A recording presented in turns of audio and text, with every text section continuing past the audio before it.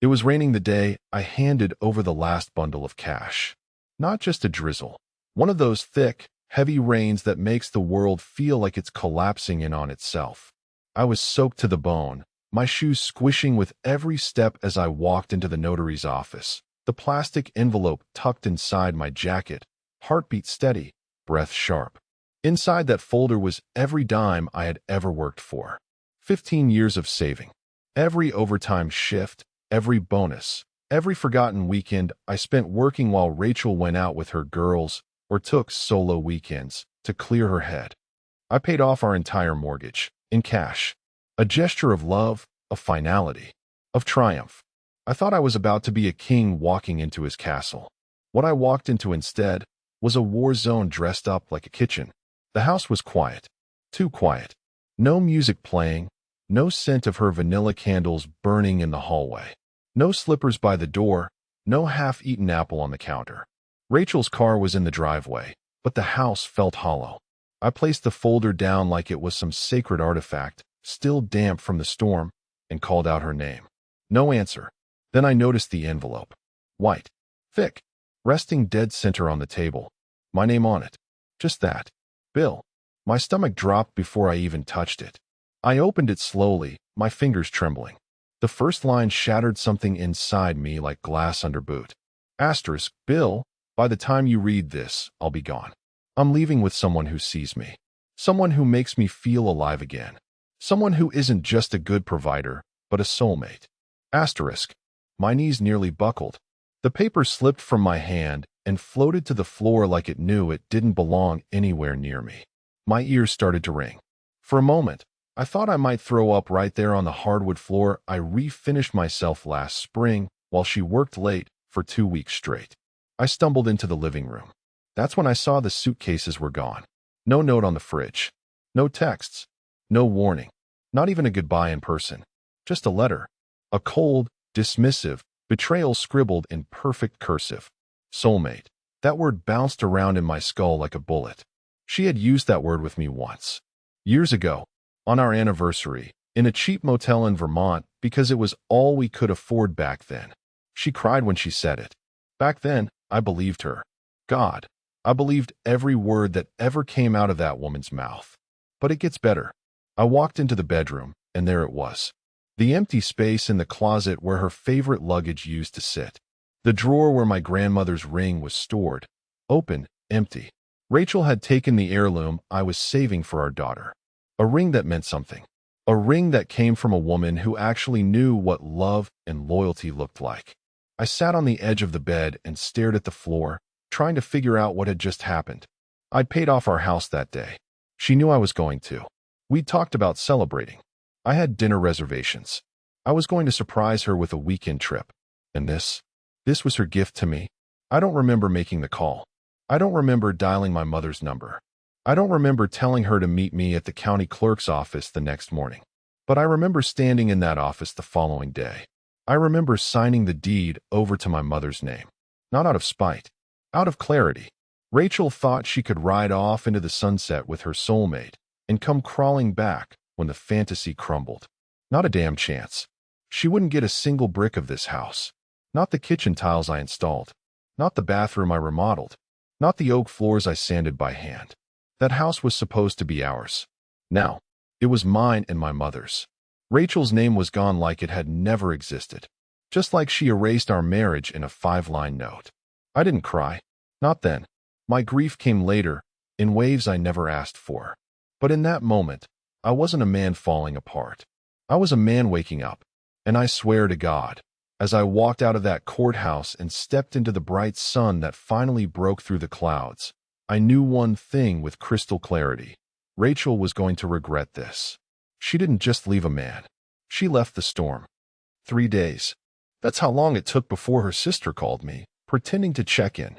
3 days of silence from Rachel, no text, no email, no sign of life. I already knew where she was. Hell, I'd known the moment I read the word soulmate. It was like a puzzle I hadn't even realized I was solving had finally clicked into place. His name was Grant. Grant Pearson. 6 foot something, leather jacket wearing, motorcycle riding discount philosopher with a podcast no one listens to and a jawline he polishes like it's AF *****ing trophy. He came into Rachel's orbit 6 months ago when she signed up for some emotional empowerment retreat her friend roped her into. I paid for it, of course. I thought it'd help her mood. They met meditating in the woods. No joke. She was lying to me and playing footsie with a bearded guy in sandals while I was fixing our damn dishwasher and researching refinance options. I found a tagged photo of the two of them on her friend's Instagram 2 weeks before she left. She didn't think I'd see it. They were standing too close, his hand on her back, her smile too real. The caption? Asterisk, energy doesn't lie. Asterisk, neither does body language, apparently. But I said nothing. I waited. I watched. I paid attention. Because I knew sooner or later, Rachel would dig her own grave. And oh boy, did she ever. Her sister, Dana, called at 8:13 p.m. I remember because the oven timer went off for the frozen lasagna I was nuking for dinner. She started with small talk, awkward pauses, the kind that scream asterisk, I know something you don't. Asterisk, then came the obligatory concern. So, have you heard from Ratch? Nope, I said, casual. But tell Grant I said hi. She went silent. I could hear her heart stop through the phone. I let that silence hang. Let it choke her. Then, before she could stammer out a single excuse, I added, hope they enjoy that motel in Lake Geneva. Real cozy place. No Wi-Fi, though. Must be hard for a spiritual guru like him to live without followers. She hung up. I smiled. Rachel was never subtle. Not when she was lying. She'd overcorrect. She'd hug tighter. Laugh louder. Make more plans. For the last 4 months, she'd been overcompensating so hard I thought she might break her own spine trying to play innocent. She thought she was playing chess. Rachel was playing checkers blindfolded. The part that stuck with me wasn't the betrayal. It was the disrespect. The insult of her timing. The audacity to let me kill myself working double shifts, selling my old truck, cashing out stock I was saving for our retirement, just so I could pay off that house and give us a clean start. And then that day, the very hour I handed the mortgage check over, she's loading bags into Grant's Honda and driving off like she's in a Nicholas Sparks movie. She didn't just leave me. She used me. And she thought she could waltz back in when it all came crashing down. She didn't know yet that I'd signed the house over. She still thought she was coming back to half of everything. Maybe even more. After all, she once told me she'd never sign a prenup because it sends the wrong energy into a marriage. Yeah, the wrong energy. What she didn't know was that I'd started gathering things. Messages. Screenshots. Emails. Statements. I wasn't just stewing in heartbreak. I was building a case. That night, I pulled out the black file folder from my desk drawer, the one labeled Rachel. Inside, phone records, bank transactions, dates, timestamps. I tracked every lie she told me for the last 6 months, and each one had a receipt stapled to it. Not out of pettiness. Out of preparation. Because I knew this little soulmate getaway was a ticking time bomb. Grant wasn't a partner. He was a mirror, and Rachel can't stand her own reflection for long. She always needed admiration. Grant was just the latest fool handing it to her. But the moment he stopped being magical, she'd panic. And she'd run home. And when she did, she'd find nothing waiting for her. Not her name on the deed. Not her ring in the drawer. Not even a key under the mat. Because I don't rebuild bridges I watch someone set on fire. I don't forgive treason dressed in yoga pants and fake affirmations. And when the motel runs out of heat, the soulmate runs out of gas money, and the real love turns into unpaid bills and broken promises. That's when she'll call, and I'll let it ring. It happened exactly 42 days after she left. 42 days of no contact, no apologies, no explanations. Just eerie silence from the woman I once woke up beside for 13 straight years. The woman I carried through the front door of our first home. The woman I believed would be by my side when my hair turned gray. I had counted every single day since she walked out like I was in a prison cell, etching them into the walls of my memory, waiting for the inevitable collapse of her fantasy. And then, on a Wednesday morning, just past 9 a.m., my phone buzzed. Not a call. A message. From Rachel. Do you have a minute to talk? No apology. No remorse. Just that. I stared at it for a while. Didn't respond. Put the phone down. Picked it back up. Read it again. She waited 5 more hours before trying again. This time with a voice message. I should have deleted it. I should have erased her voice from my life, like she tried to erase me from hers. But curiosity's a damn stubborn thing.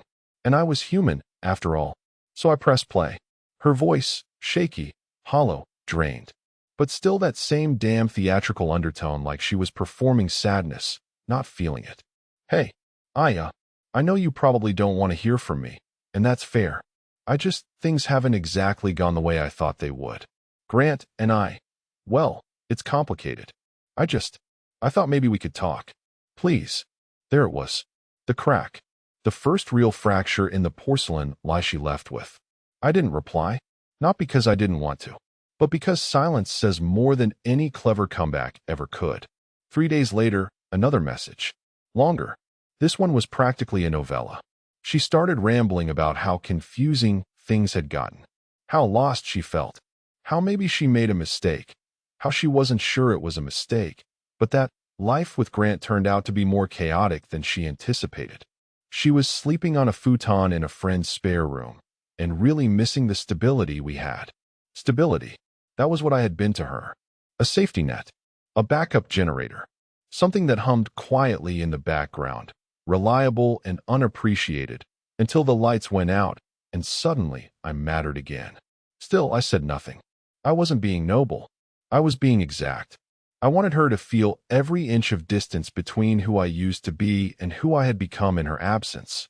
Because the truth is, I had changed. The first few weeks were hell. I won't lie about that. I barely slept. I'd find myself staring at our wedding photo at 2 a.m., wondering how I didn't see it sooner. I questioned everything. My worth, my judgment, my entire damn life. But then something shifted. I started waking up earlier, eating better, working out. I reconnected with friends I hadn't seen in years. I even drove out to the lake one weekend and sat on the dock with a cooler of beer, just listening to the wind and watching boats pass by. I hadn't felt that kind of peace in years. Rachel didn't know that. She still thought I was the man she left crumpled on the floor. But that man died the minute I signed the deed out of her reach. She called a week later. This time, I answered. Not because I wanted her back. God, no. I answered because I wanted to hear it. I needed to hear the voice of a woman who burned down her life for a spark and now stood in the ashes, wondering why it was cold. Bill? She asked, her voice small. Still me? I said. Long pause. I wanted to say I'm sorry. Are you? I think so. You think so? I laughed. Rachel, I paid off our mortgage in cash, and you left with a man who wears crystal necklaces and posts YouTube videos about moon phases. Now you're crashing on someone's couch, and you think you're sorry. I let the silence suffocate her. I made a mistake, she whispered. No, I said calmly. You made a choice. Don't dress it up. She started to cry, and for the first time in our whole twisted mess, I didn't feel pity. I felt nothing. Not love, not hate, not even resentment, just a stillness. You thought I'd wait around, I said, that I'd keep your place warm while you played house with your soulmate. That's not fair. No. What wasn't fair was watching you lie to my face for months while I broke my back trying to give you everything. She tried to say something, but I cut her off. You don't have a home to come back to, Rachel. That house. It's not yours anymore. It's not ours. It's mine, and my mother's name is on the deed now. I made sure of that. Then I hung up. She called back 5 times that night. I didn't answer once. The storm she thought she could outrun had just caught up. And I was finally standing dry, watching her drown in the very flood she created. She showed up at my door 2 weeks later. No warning, no heads up. Just the sound of gravel crunching under tires and a knock that didn't belong anymore. I was in the garage, rewiring the power outlet I'd been meaning to fix for months, the kind of small project you put off when life's falling apart. I'd finally started picking up the pieces, reclaiming the house, reclaiming me. I almost didn't answer. But curiosity, that old enemy, pulled me to the front door. And there she was, Rachel, standing in the same coat I bought her last Christmas, makeup barely holding together, rain flattening her hair against her face, and behind those wet lashes, *desperation star. The kind that reeks.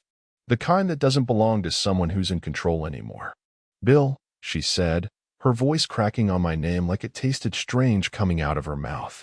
Like it didn't belong to someone she used to sleep beside, laugh with, cheat on. I didn't say a word.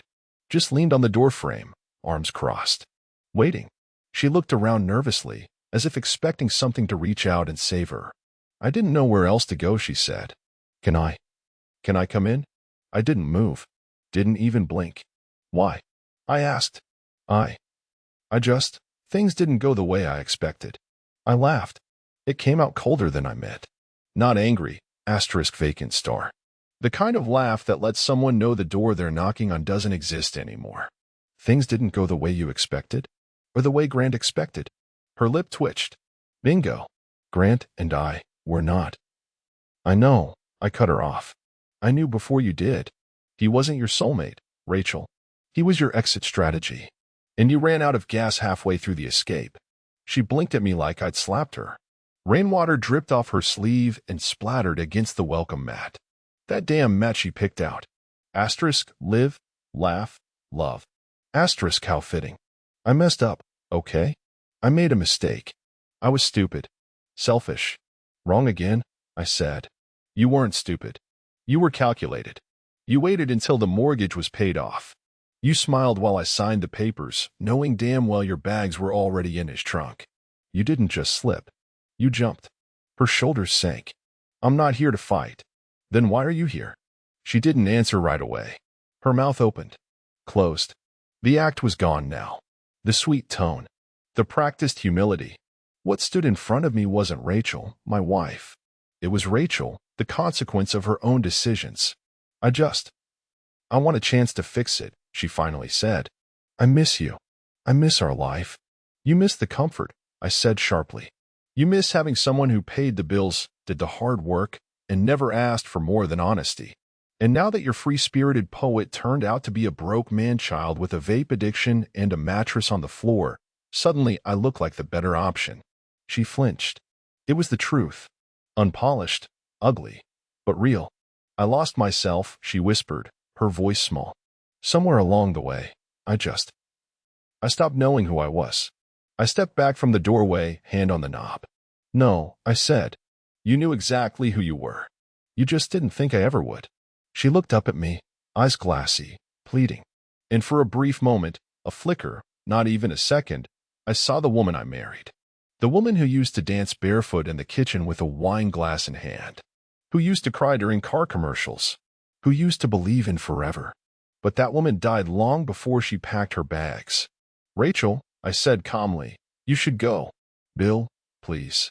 I'm not asking for everything back. I have nowhere to sleep tonight. I looked her up and down. Her soaked clothes. The suitcase behind her. The fragile shell she had become. And I stepped aside. Not to let her in, but to close the door. Try a motel, I said quietly. They know your name by now, don't they? I shut the door before she could answer. And I locked it. Twice. Behind the door was my peace. Outside of it? Just another broken story that didn't belong in my life anymore. She didn't leave the porch.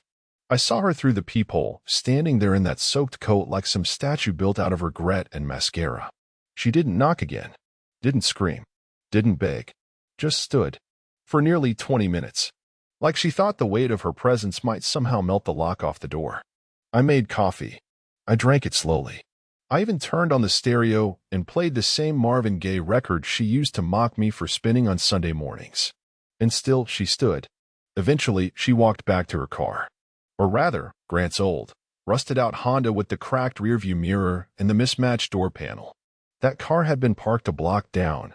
I saw it when I came home from work the night before, but thought nothing of it. I should have known. It took her 4 tries to start the engine. I didn't move. Just listened to the sound of it coughing, wheezing, then catching. She drove off. No text, no call. Just gone again. But this time, I didn't wonder where she was going, because I knew she was circling the drain. And it wasn't my job to throw her a rope. That weekend, her mother called me. Now that was unexpected. Maureen had never liked me. Thought I was too rough around the edges. Too blue-collar. Thought Rachel could do better. She was the kind of woman who decorated her house in all-white furniture and fake French phrases, who pronounced brunch like it was a sacred ritual. "Bill," she started, trying way too hard to sound calm. "Rachel's been, well, she's in a rough spot." "No kidding," I said, barely disguising the sarcasm. "She's staying with us for now," she continued, ignoring my tone. I think she's embarrassed. She didn't tell us anything. We found out about Grant from Dana. It's been hard on her."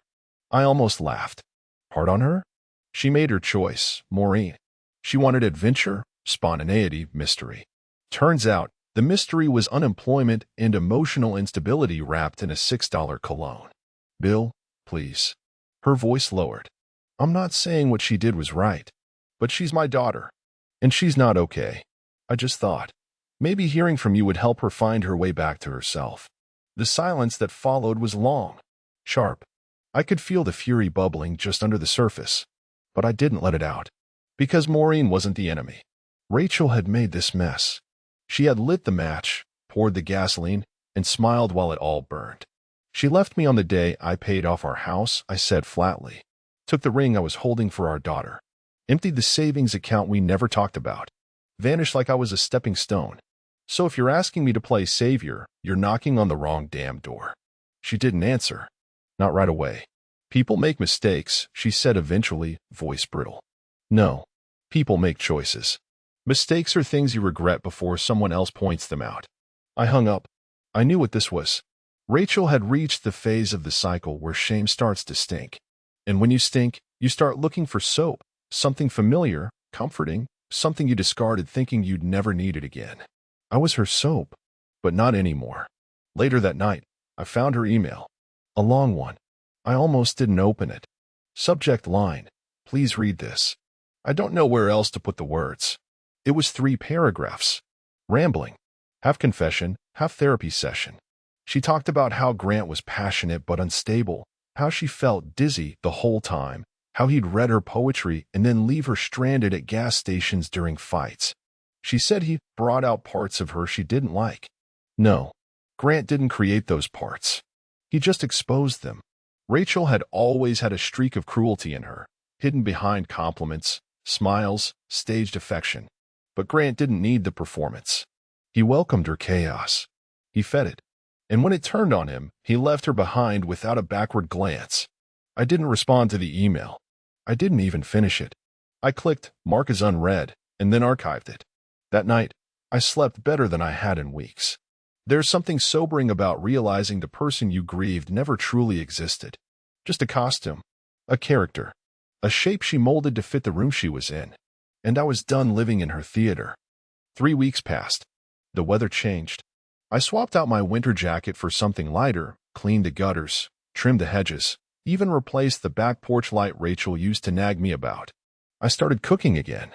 Real meals, not just boxed garbage. I found a rhythm, quiet, simple, honest. The house was no longer filled with tension masquerading as routine. It was mine. Every nail, every beam, every creak in the stairs that used to annoy me. Now it was a heartbeat. Familiar. Alive. And just as I started to believe she'd finally faded into the past, she showed up again. This time, it wasn't at my door. It was at my mother's. Saturday morning. I was fixing Mom's screen door. It kept popping off the hinges ever since the last storm. I was on my knees with a drill in one hand and a cup of coffee in the other when I heard her voice. That fake sweet tone she always used when she wanted something. "Oh, I didn't know you'd be here today." I didn't look up right away. I knew who it was. That voice had been carved into my nerves. I kept my eyes on the screws like they were the only thing that mattered. "Rachel," my mother said behind me, her tone flat as drywall. No warmth. No pretense. "Hi, Maureen." I don't know. I was hoping maybe I could talk to Bill. Just for a few minutes. Still crouched on the ground, I finally turned my head. She looked worse than the last time I saw her. Pale. Thin. Like whatever was eating her on the inside had made it to the surface. Her hair was tied up in some lazy bun, dark circles under her eyes, and that desperate smile that never quite reached her face. My mother folded her arms, lips pressed together. "Talk to him here?" she asked. Rachel hesitated. "Maybe outside? Or, I don't know." Somewhere private. I stood up, brushing the dust off my jeans. "We'll talk," I said. "Out back." She blinked like she wasn't expecting me to agree. Like I was supposed to make a scene, slam a door, scream something about betrayal. But I was past all that.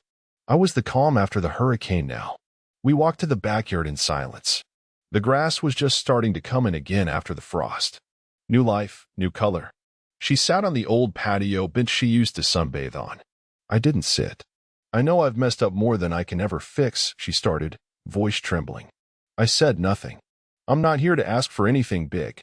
I need a place to land. Temporarily. Just to breathe. I'll find a job. I'll figure things out. I'm not expecting forgiveness. I just need mercy." Mercy. That word hit me in the gut, not because I felt compelled to give it, but because I remembered all the times I'd needed it from her. During my layoff 3 years ago, when I was quietly spiraling. During my dad's funeral, when she rolled her eyes as I cried. During every moment I tried to reach out to her only to be met with thin smiles and cold shoulders. "Why here?" I asked. She looked up at me, stunned. "I mean it. Of all the places you could go, why here?" "Because," she took a shaky breath, "because I thought maybe you'd still see something in me worth saving." There it was. Not love. Not even guilt. Vanity. Even now, after everything, she thought there might be some sliver of the old Bill left. The man who loved too hard. The man who said yes too easily. The man who bent over backward just to earn her smile. That man was dead. "Rachel," I said, voice calm. "You didn't just leave me. You dismantled me. You gutted our marriage with surgical precision and walked off like it was a weekend retreat." "I know." "No, you don't," I cut her off. "You don't know what it's like to sit alone in a paid-off house and realize the woman you worked your entire life for was never really in it with you. You don't know what it's like to uncover lie after lie after lie and feel like a goddamn fool for missing every single one." Her eyes filled with tears. "I didn't care. You made your bed, Rachel.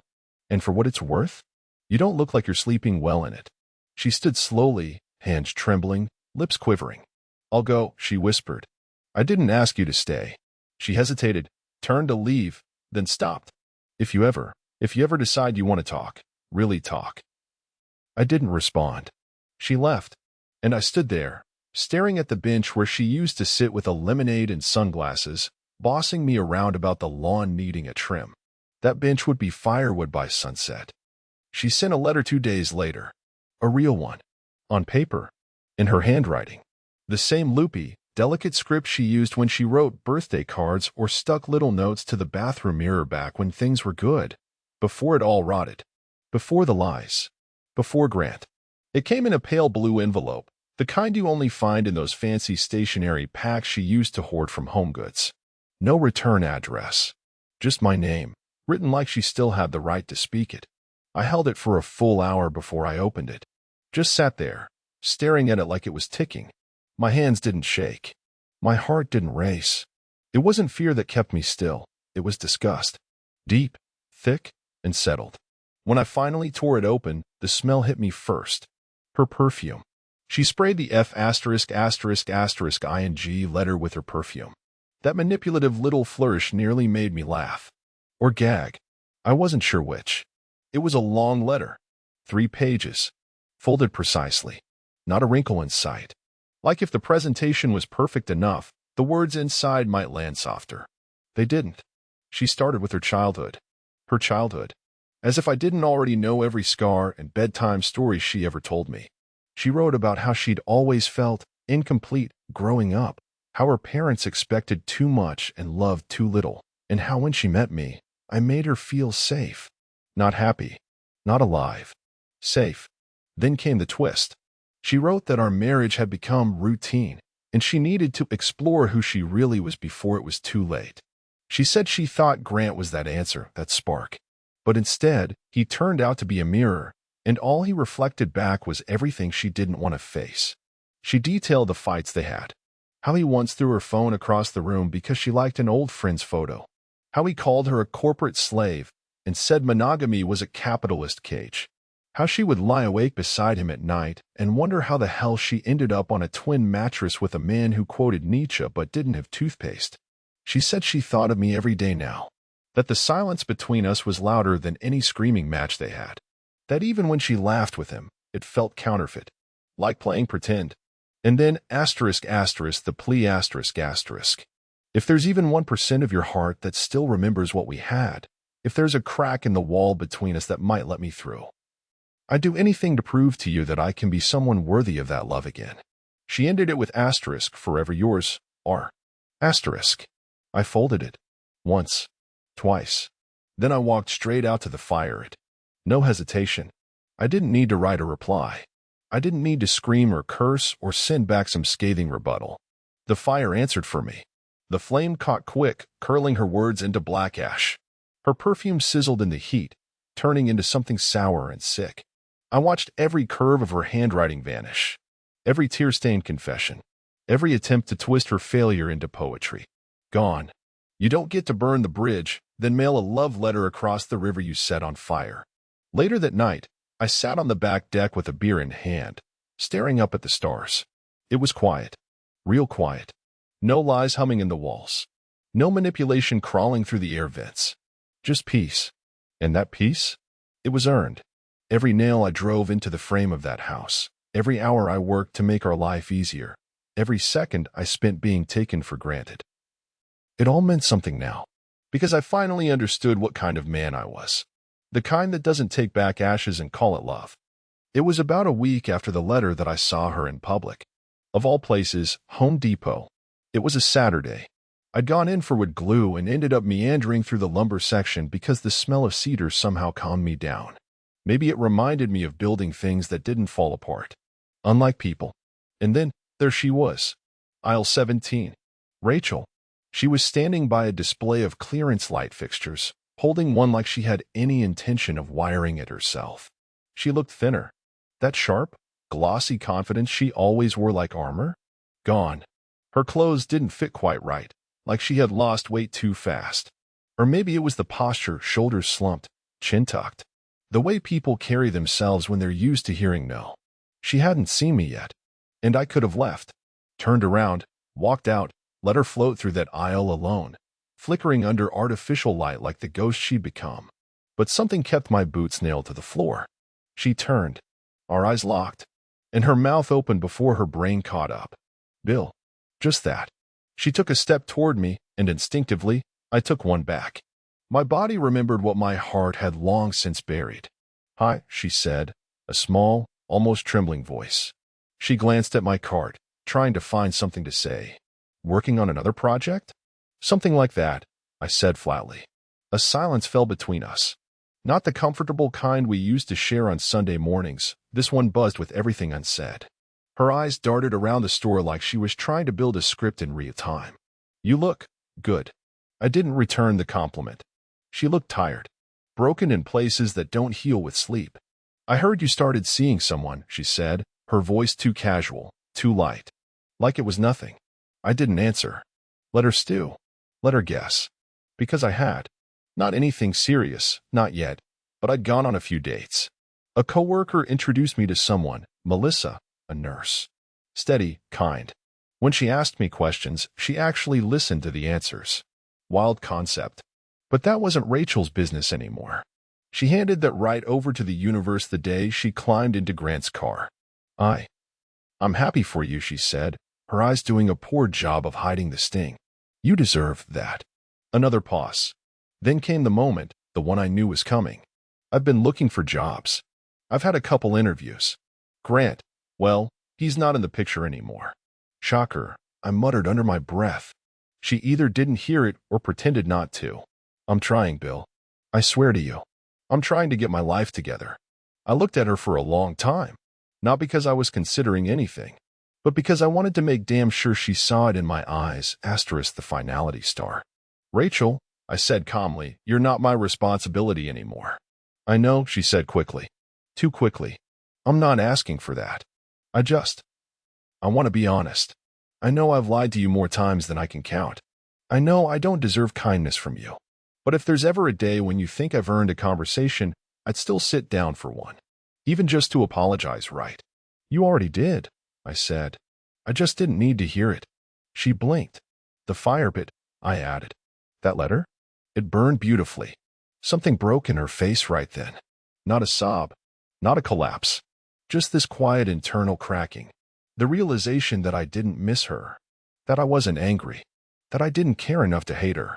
I'd moved past her in every way that mattered. And for someone like Rachel, a woman who fed off being unforgettable, that was the deepest cut of all.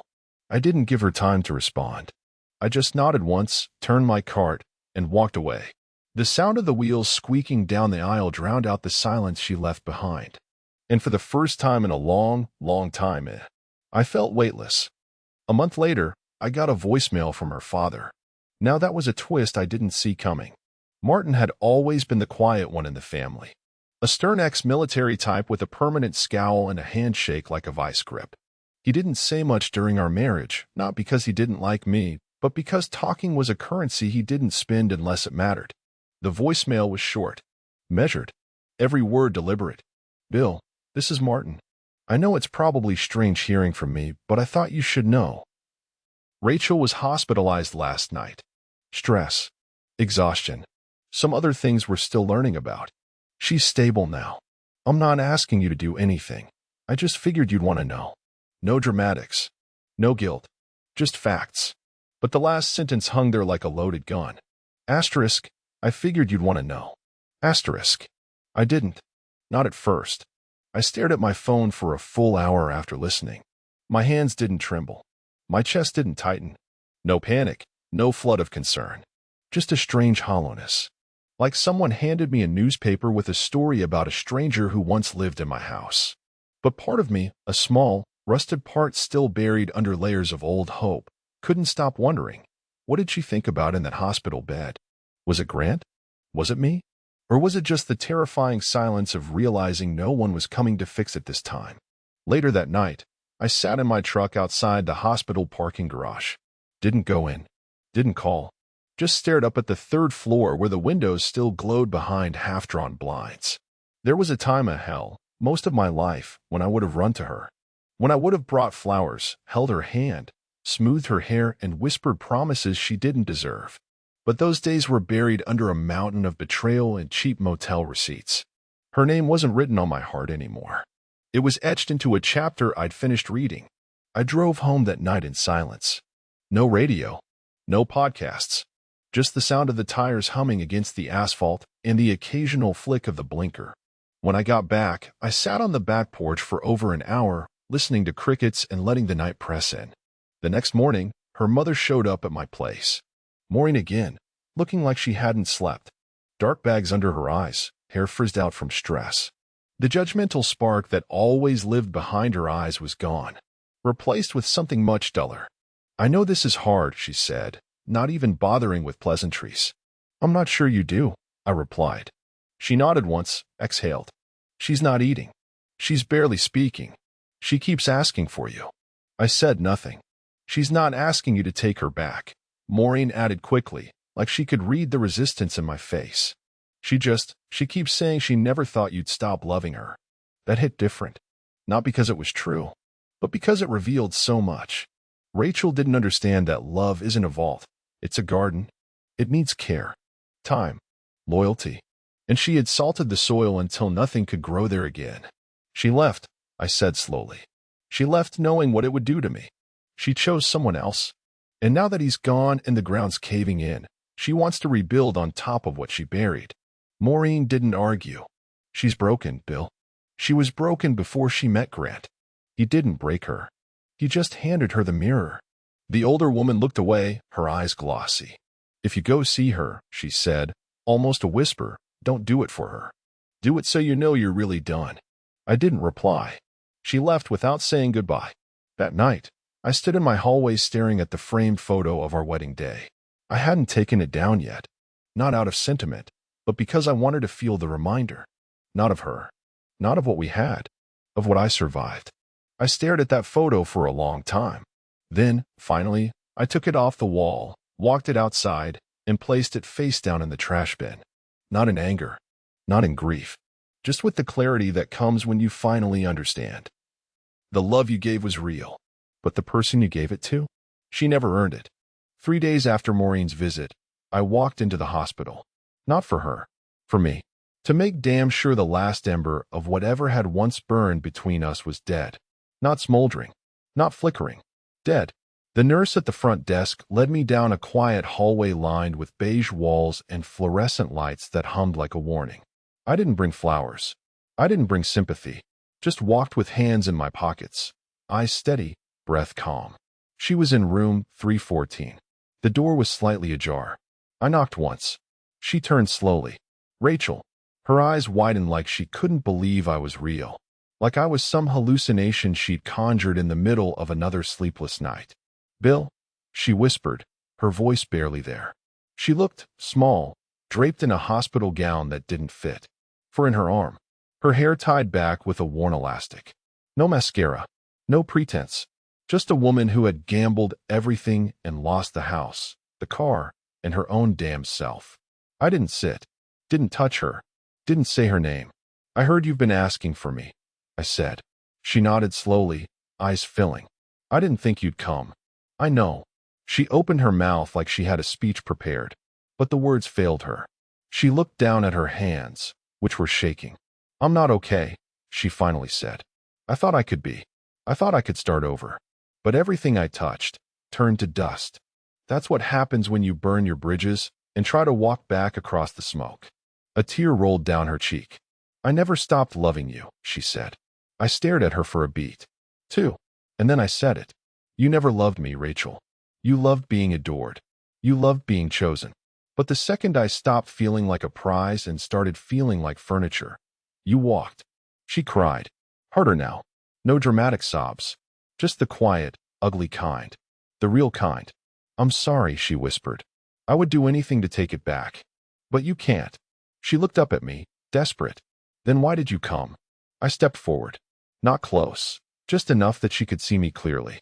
To tell you this, face to face, so you never wonder again. She held her breath. There's no way back. Not in a year. Not in 10.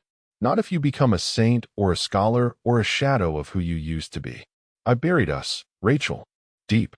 And I don't exhume the dead. I turned to leave. She called after me. Wait. Please, can't we just talk? I paused in the doorway, not turning around. We just did. Then I walked out, the sound of her crying chasing me halfway down the hall. I didn't look back. 2 months passed. I heard nothing. No calls. No letters. No phantom text in the middle of the night.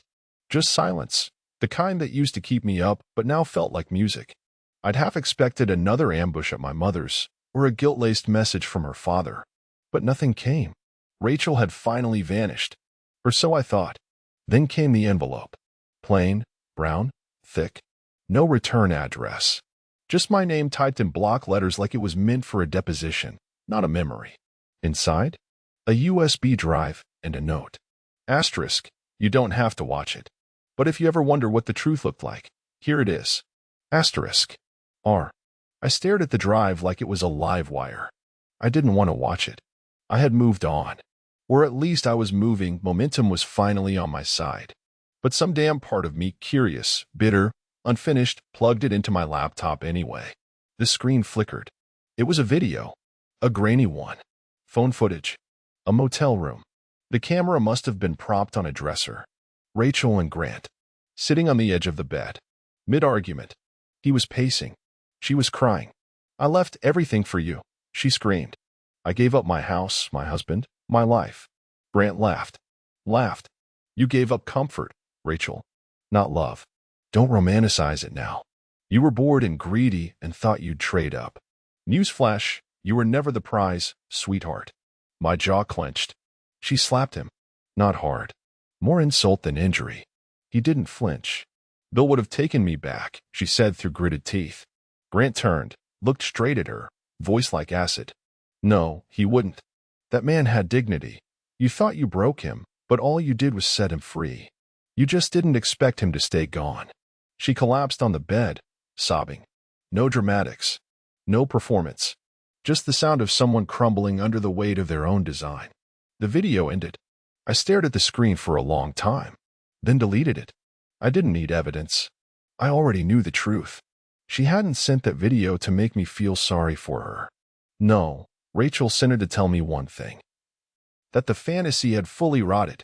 that even Grant, the soulmate, saw through her. And now? She wanted me to see what she had become. But here's the kicker. I already knew. Because while she was filming breakdowns in cheap motels with men who only ever wanted the thrill, I was living. I was laughing again, cooking again, fixing things in my house without feeling like it was a performance. Melissa, the woman I'd met a few months back, we'd started seeing each other regularly. Slow, honest, no games. She asked about my day and meant it. One night, we were walking by the river, and she turned to me and said something that hit like lightning. "You're the calmest man I've ever met." Like someone who's seen the fire and just walked out of it. And I realized she was right. Rachel lit the match. But I was the one who walked through the flames, face forward, dignity intact. And I never looked back. It was early fall when I saw her for the last time. A charity event, of all things. Melissa had invited me. Something at her hospital. Low-key, small crowd, live jazz, wine in plastic cups, the works. I almost said no. Not because I was avoiding anything, but because the quiet I'd built for myself felt too valuable to interrupt. Still, I went. Melissa smiled when I arrived, slipped her arm through mine like it belonged there. It did. We were standing by the appetizer table, talking with a couple of nurses about the hospital's broken coffee machine, when I felt that familiar static behind me. You don't need to hear a voice to know when a ghost has entered the room. I turned. Rachel. She was by the entrance. Alone. Hair shorter now, darker. Simple black dress. No glitter, no loud lipstick, no entourage. Just her, holding a glass of wine she clearly hadn't touched. Our eyes met across the room, and for a moment, it was like time folded over itself. She started to move toward me. I didn't. Melissa squeezed my hand. She'd never met Rachel. Didn't need to. A woman knows. Rachel stopped halfway across the room. Looked at Melissa. Looked at me. There was no plea in her eyes. No fire. No anger. Just this sad, quiet knowing. She gave a tiny nod, barely a movement. And then she turned. Walked out the door. That was it. No grand speech. No final confrontation. Just her stepping away like she should have done a year ago. Before the lies. Before the motel. Before the begging and breakdowns. And me? I didn't chase her. I didn't wonder what she felt. I didn't need anything from her anymore. I turned back to Melissa, picked up a paper plate of cheese cubes, and listened as she told a story about a patient who demanded 5 extra pudding cups after surgery. We laughed. I smiled. It was real. Later that night, when Melissa was brushing her teeth, she peeked out of the bathroom and asked, "You okay?" And I said the simplest, truest thing I've ever said. I'm free. Because I was. Free of guilt. Of second-guessing. Of carrying someone who never learned to walk beside me. I'd given Rachel love, a home, every piece of myself a man can offer, and she threw it all away chasing sparks in the dark. And when the fire burned out, she found herself cold and alone, hoping the bridge she burned could rebuild itself. But it didn't. Because I didn't. I rebuilt me. And if you're reading this, if you're the guy staring at your ceiling at 2 a.m. wondering how the hell you didn't see it sooner, let me tell you something. Don't waste your strength trying to fix someone who is sharpening knives behind your back. Don't light yourself on fire just to keep a liar warm. And most of all, don't open the door when regret comes knocking in a pretty dress with shaky hands. You're not a rescue mission. You're the damn miracle they threw away.